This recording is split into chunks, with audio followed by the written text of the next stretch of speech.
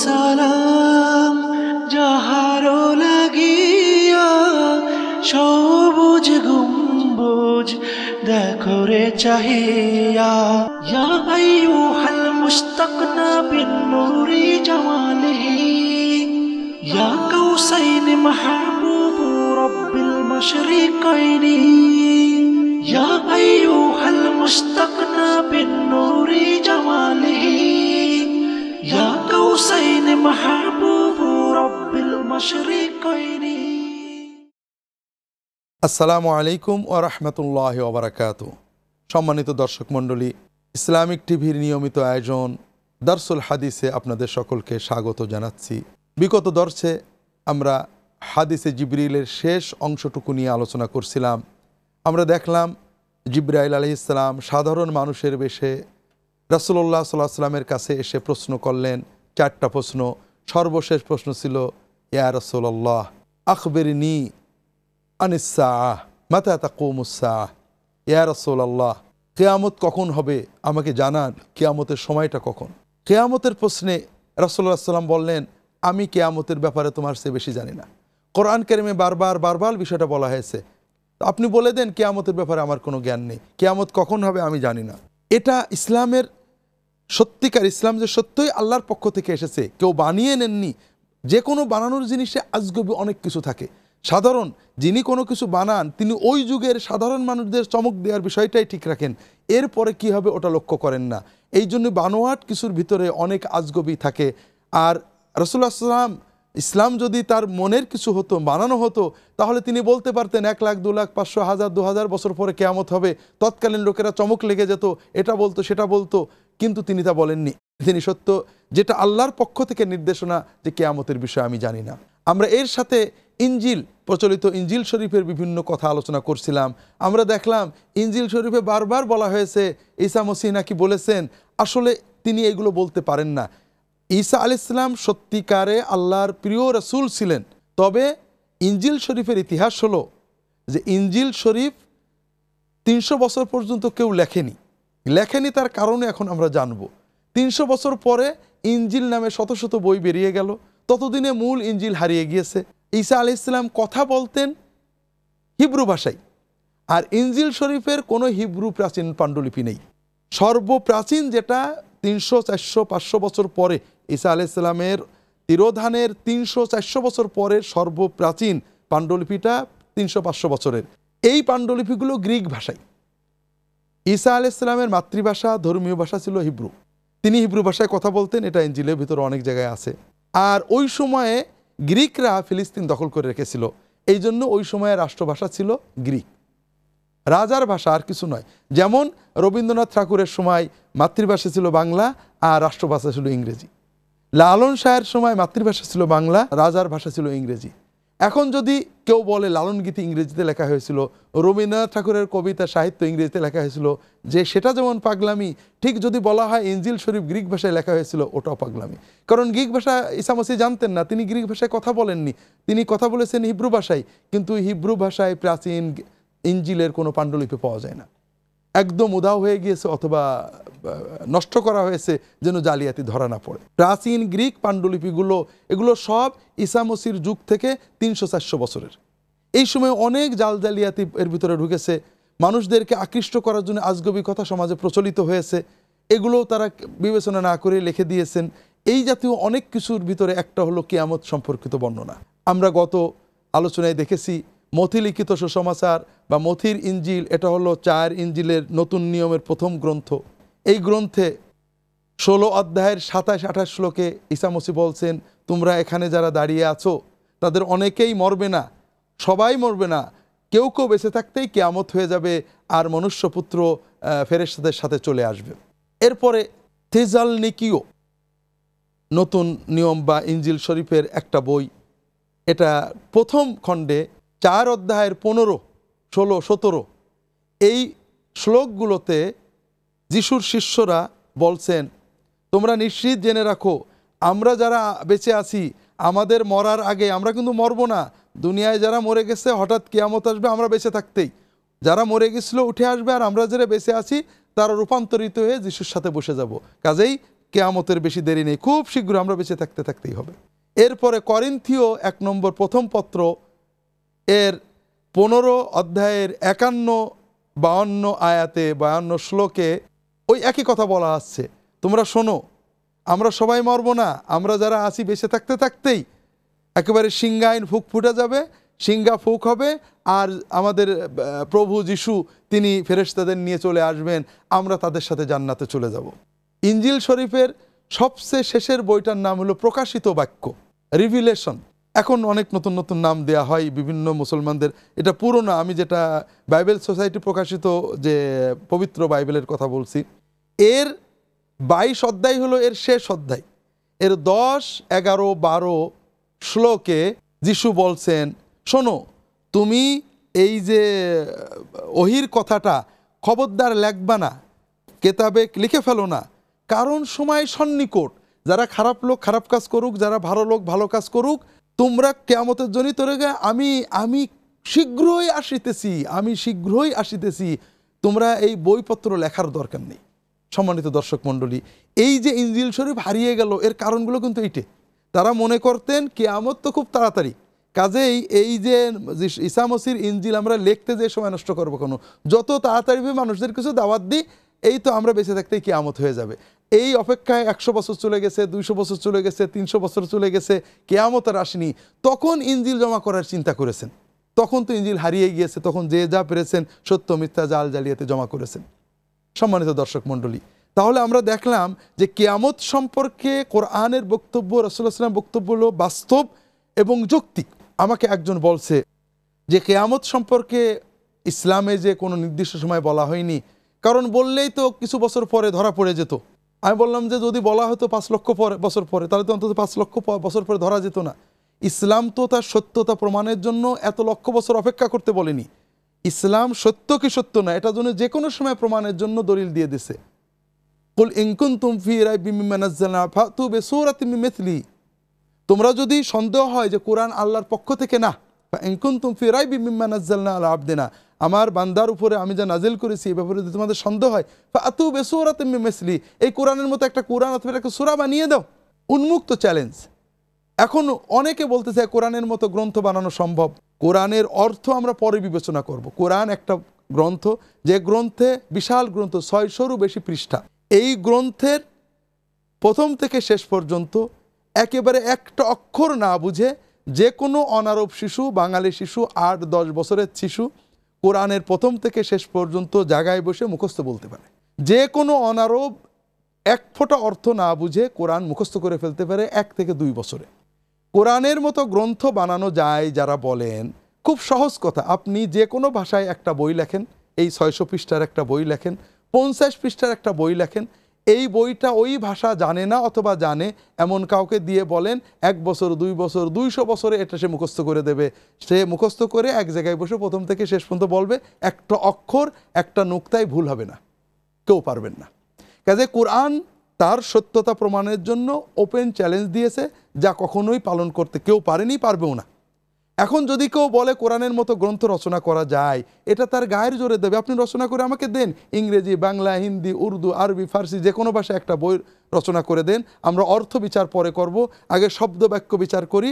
যে কাউকে বইটা দেন সে প্রথম থেকে শেষ পর্যন্ত মুখস্থ করে বলুক, তাহলে বুঝবেন যে হ্যাঁ অন্তত শব্দে কোরআনের মতো হয়েছে। কাজেই কোরআনের সত্যতা বোঝার জন্য আজগবি কোনো কথা কোরআনের বলতে হয়নি। ইসলামের সত্যতা প্রমাণের জন্য উন্মুক্ত চ্যালেঞ্জ রয়েছে যে কোরআনের মতো একটা গ্রন্থ তুমি এনে দাও। অনেকে এ ব্যাপারে বিভিন্ন রকমের যুক্তিতর্ক দেন। খ্রিস্টান ধর্মের অনুসারীরা যখন মুসলমানদের সাথে বিতর্কে নামেন তখন নানান কথা বলেন। ইনশাআল্লাহ বিরতির পরে ফিরে এসে আমরা এই বিষয়টা বলবো। আল্লাহ তাআলা তৌফিক দান করুন।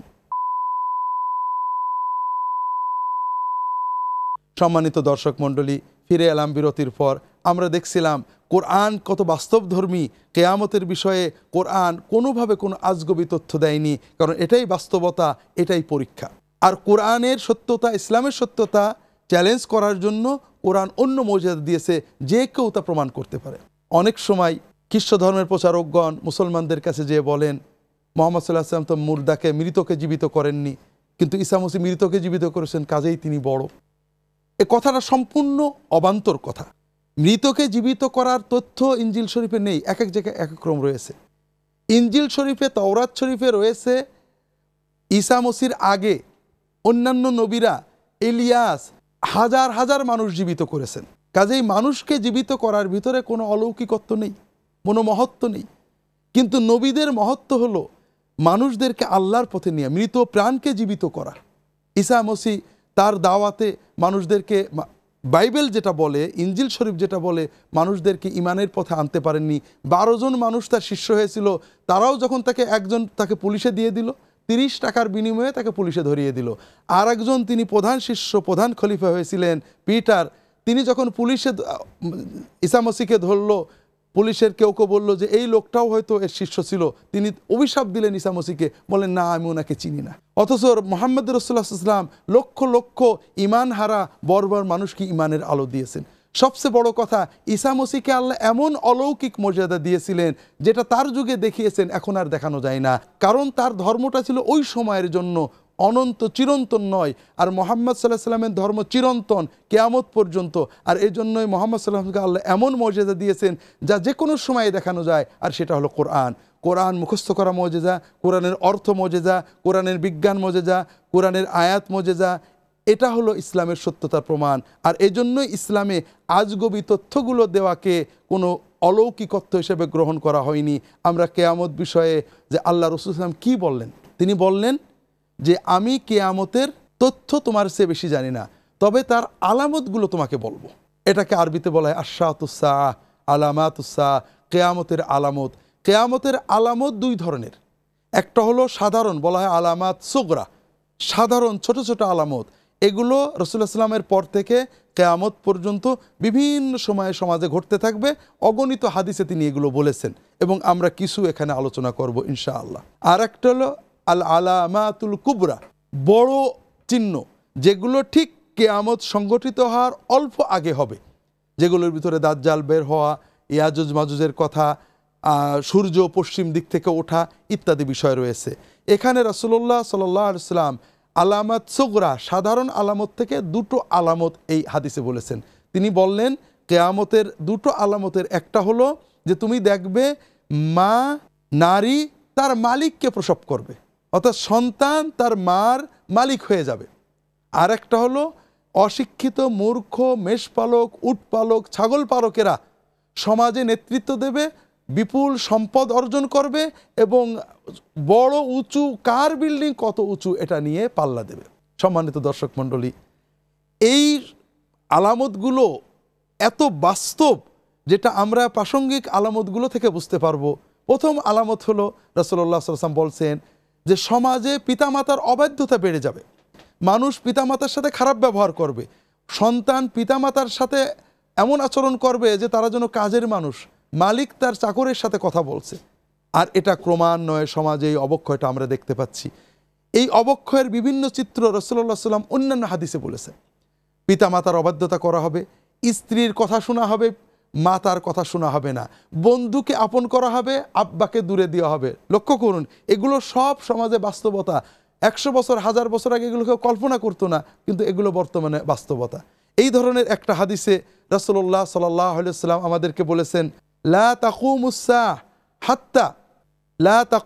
সাআহ হাত্তা তাযহারাল ফিতানু ওয়া তাফুশা ফাহিশা ওয়া কাতিআতুর রাহিম। আল্লাহ রাসূল সাল্লাল্লাহু আলাইহি ওয়াসাল্লাম বলছেন, হাদিসটা সহিহ হাদিস, শেখ নাসিরউদ্দিন আলবনী সহিহ ও তারগিবের ভিতরে এনেছেন। রাসূলুল্লাহ সাল্লাল্লাহু আলাইহি ওয়াসাল্লাম বলছেন কিয়ামতের আগে অবশ্যই এগুলো ঘটবে। একটা হলো অশ্লীলতা ব্যাপক হয়ে বৃদ্ধি পাবে, আর একটা হলো মানুষের ভিতরে কৃপণতা, ওয়ুলকাশহ, মানুষের ভিতরে স্বার্থপরতা, স্বার্থান্ধতা, সেলফিশনেস বাড়তে থাকবে।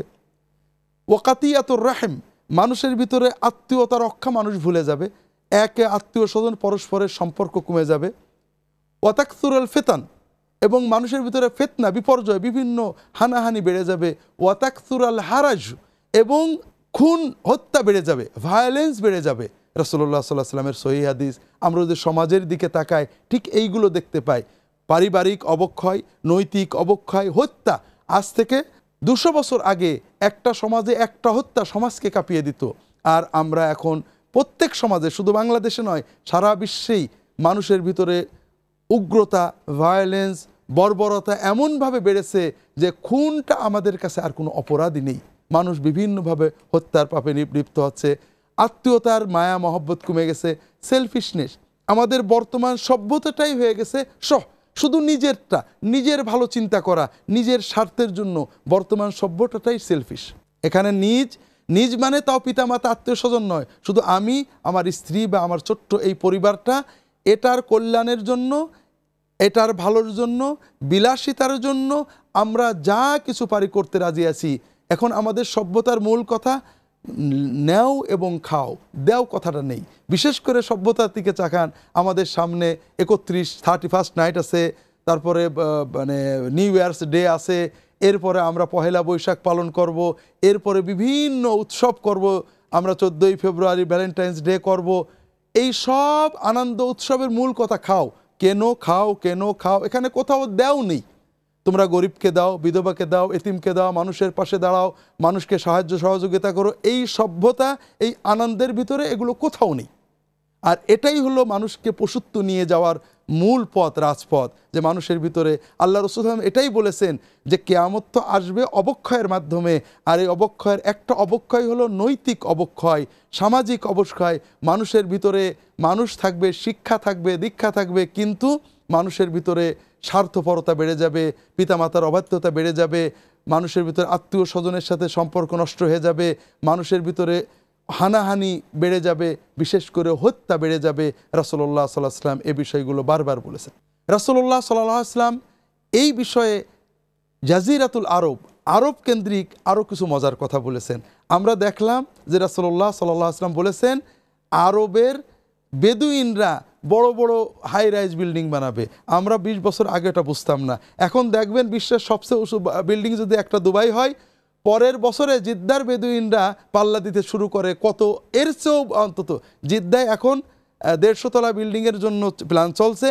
টাকা যা লাগে আমরা বুঝি না, দুবাই আলারা যেহেতু বড় বিল্ডিং করেছে, আমরা জিদ্দায় একটা বড় বিল্ডিং, এর চেয়ে বড় বিল্ডিং করতে হবে। এইভাবে মধ্যপ্রাচ্যের যারা, এই মধ্যপ্রাচ্যে অনেক ভালো মানুষ আছেন, অনেক দিনদার মানুষ আছেন, কিন্তু তারা এই বিল্ডিং বানানোয় প্রতিযোগিতা করেন না। তারা সহজ সরল সীমিত আয়ে চলেন, ব্যবসা বাণিজ্য করেন অথবা চাকরি করেন।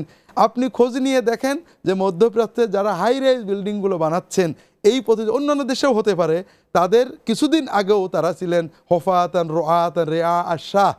তারা সাধারণ মানুষ, অশিক্ষিত মানুষ, তারা ছাগল চড়াতেন, বকরি চড়াতেন, মরুভূমির বেদুইন ছিলেন। আজকে অর্থ সম্পদ এমনভাবে অর্জন করেছেন যে কতভাবে নষ্ট করবেন খুঁজে পাচ্ছেন না।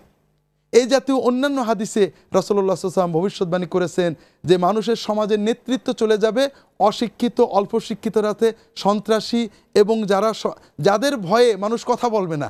এটা রাসূল সাল্লাল্লাহু আলাইহি ওয়াসাল্লাম বলেছেন, মানুষ সমাজের অনেকের ভয়ে সত্য কথা বলতে পারবে না, ভয়ে সালাম দেবে, এই রকম পরিবেশ তৈরি হয়ে যাবে। এটা আমরা দেখতে পাচ্ছি সকল দেশেই। আগে রাজনৈতিক সামাজিক নেতৃত্ব থাকতো, শিক্ষিত সমাজে অন্যান্য মানুষ ছিলেন, তারা তাদের মতো থাকতেন, কিন্তু কখনোই রাজনৈতিক সামাজিক নেতৃত্ব তারা পেতেন না। কিন্তু আমরা বর্তমানে কি দেখি, আমাদের দেশে, বিভিন্ন দেশে মাদক ব্যবসায়ী, মাদক আসক্ত, খুনি, একেবারেই অল্প শিক্ষিত, মানুষের আদব কায়দাও বোঝে না, এরা সমাজের রাজনৈতিক এবং সামাজিক নেতৃত্ব গ্রহণ করেছেন। আর যারা সত্যিকারের একটু ভালো শিক্ষিত, সৎ, যে ধর্মের যে মতেরই হন না কেন, তারা সমাজে নিগৃহীত হয়ে রয়েছেন। আর এই জাতীয় আরও অনেক ভবিষ্যৎবাণী রাসূলুল্লাহ সাল্লাল্লাহু আলাইহি ওয়াসাল্লাম বিভিন্ন হাদিসে করেছেন। আল্লাহ তৌফিক দিলে আমরা এই হাদিসের শেষ অংশটা, কিয়ামতের আলামত বিষয়ক শেষ আলামতগুলো আমরা পরবর্তী পর্বে আলোচনা করব ইনশাআল্লাহ। আল্লাহ তাআলা আমাদের সবাইকে তৌফিক দান করুন, আমিন। ওমা তৌফিক ইল্লা বিল্লাহ, ওয়া সাল্লাল্লাহু আলা মুহাম্মাদিন নবিয়্যিল উম্মি ওয়া আলা আলিহি ওয়া আসহাবিহি আজমাইন।